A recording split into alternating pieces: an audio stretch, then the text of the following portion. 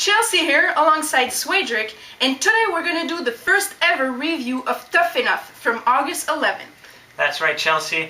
Now for those of you that watch our NXT review over on my YouTube channel, today we're going to be doing things a little bit different. Obviously on NXT we give our scores for each match and segment with 0 to 10, whereas today we're going to be giving just our overall view on what we thought about the episode of Tough Enough.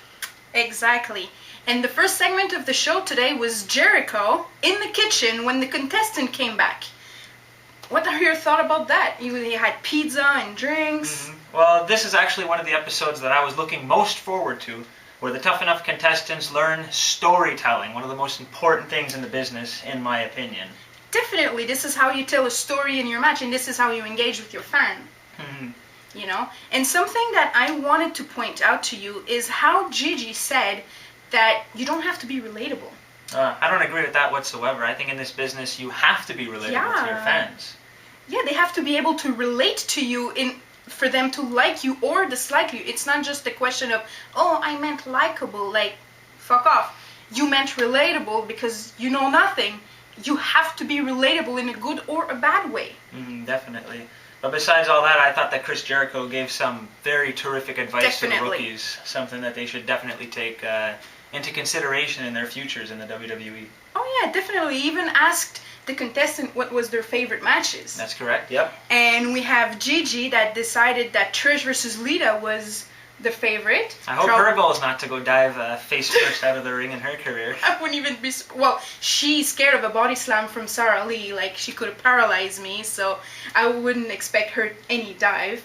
But I think it was just to suck up to one of the trainers, honestly. Right, Lita is one of the coaches, true.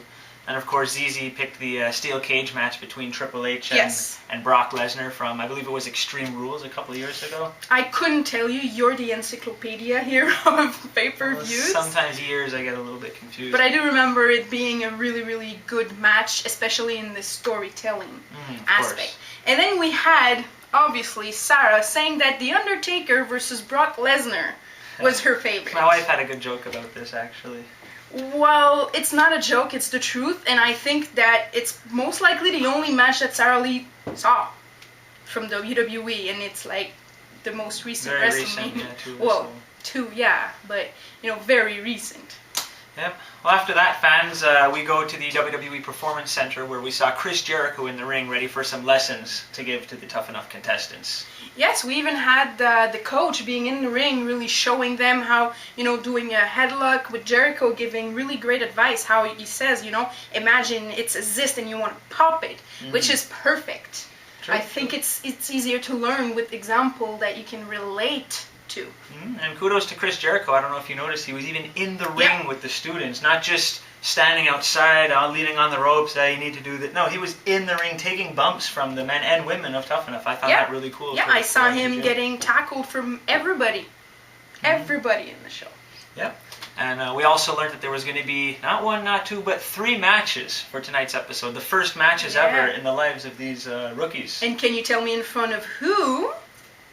The NXT locker room, the entire locker room, divas and male wrestlers alike. Yes. I found that fantastic, actually. And we had the first match being ZZ versus Josh, which Josh obviously won, being the bigger man. What are your thoughts on that match? The first thing I'd like to point out is I know that the judges have been extremely tough on ZZ, telling him to get into shape because you're going to need cardio. I found that he's lost a lot of weight when he took his shirt off there, wrestling shirtless. I wouldn't even be surprised if he lost a good 20 pounds since the beginning of the show. And this is just, my estimation. It could be more, it could be less, but really, really shrunk a lot. You're not too far off because Chris Jericho, when he was, if you notice, he was the special ring announcer. He announced ZZ at 280 pounds, and I'm pretty sure when ZZ started, he was over 300. Probably. I'd have to check my Tough Enough app. Maybe they have the old information. Maybe, but I think they did a fantastic job, those two. And one thing I'd like to point out is ZZ's facial. Yep. It was great. I think he is the one that was showing the most emotion during the match. you know, playing with the ropes, a little bit of Ultimate Warrior there. Yeah, it doesn't matter. It shows that, you know, he can do those things. Yeah, well, kudos to them for being very interactive. And of course, the second match was a Divas match, I guess you could say, between Sarah Lee and Amanda. Have anything to point out for that match? I know you do. The only thing I have to point out is this. Here, I don't know how she can wrestle with this constant smile on her face. I mean, we even saw Booker T being extremely mad at her. Pissed off. I was really pissed because I know, okay, I understand, Sarah, you love doing this. It's your dream coming true to do it. You know what? It's my dream too to wrestle, but you don't see a stupid smile on my face all the time. You have to take that smile off. Well, you know, I actually have to come clean about something. Believe it or not, I don't even know if you know this, but I actually had that same problem earlier on in my career. If you go look at some of my matches right now on from my early days, 2009 season 1, I used to have the habit of having a big smile on my face. And to be honest, it is something that you have to work on. I agree. Because me, probably just like Sarah Lee, I love the sport of professional wrestling, and when doing it, you probably don't even realize that you got this big ear-to-ear grin. But you know what? Sarah Lee, this is something that you can work on. You just have to, when you're in the match, think about it and, oh, I'm hurt. Don't be lying down. Have that in-pain face or whatever. Yeah, because it's all about a character. You're not yourself. You're not yourself when you're out there. You're going to create a character, and a smiling one might not be the best. True. You know. But anyway, Sarah won that match. Congratulations. Which brings us to the third match. Tanner versus Josh, which it's not Josh, it's Gigi, I'm sorry.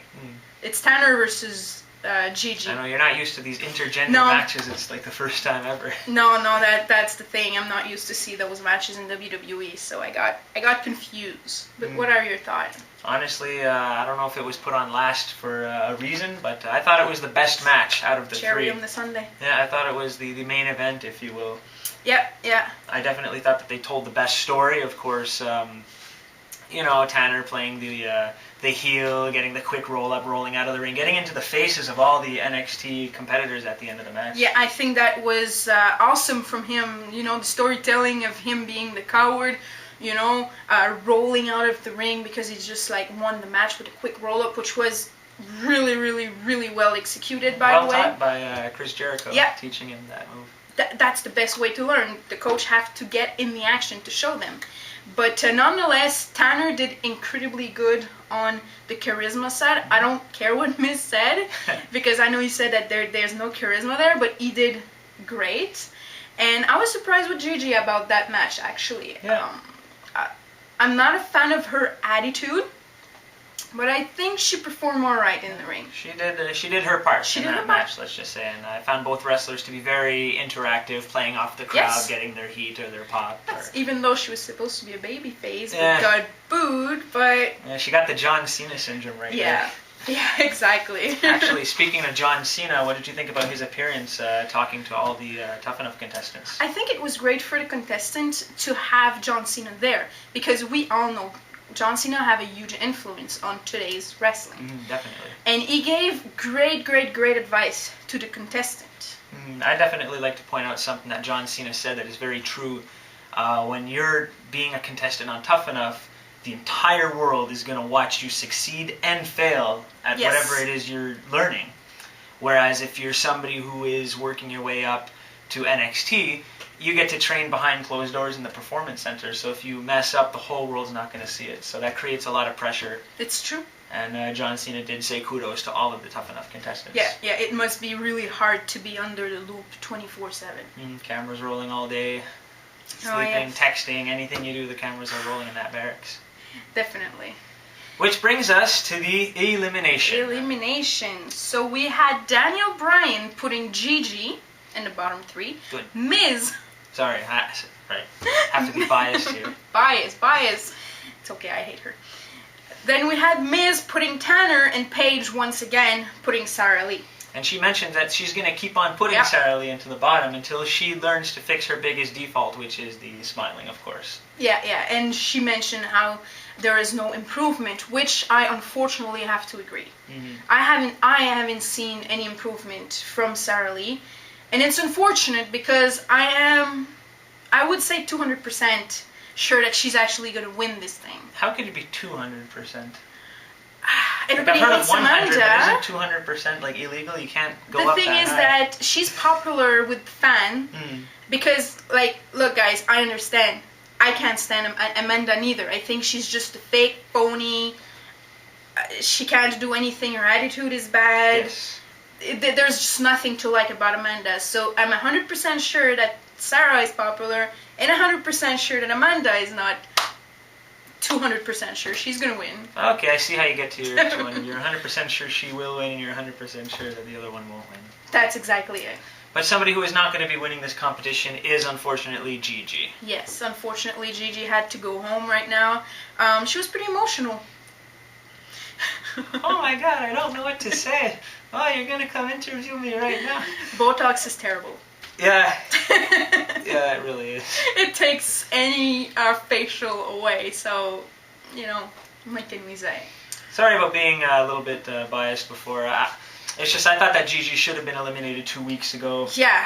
And 1 week ago I thought that she was supposed to go, but all these saves and everything were what screwed everything I think up. Paige did a horrible mistake by saving Gigi. Just like The Miz did a horrible mistake by saving Amanda just the previous week. Yeah, well, they're not safe this week. No, gone. So Anyway. what's your overall thoughts on the show? You thought it was a good show, bad show? I think it was a good show. Because, you see, about that show, I like to see in-ring action. Right. And there is some shows that we actually don't see any in-ring, which Tough Enough is all about the wrestling. You're right. You know, I don't care about their fights in the barrack. The drama. I don't care about the drama. I mean, I don't care, oh, you don't want to be my friend. They're not there to have friends. They're there to learn how to wrestle and win a WWE contract. There you go. So, good show.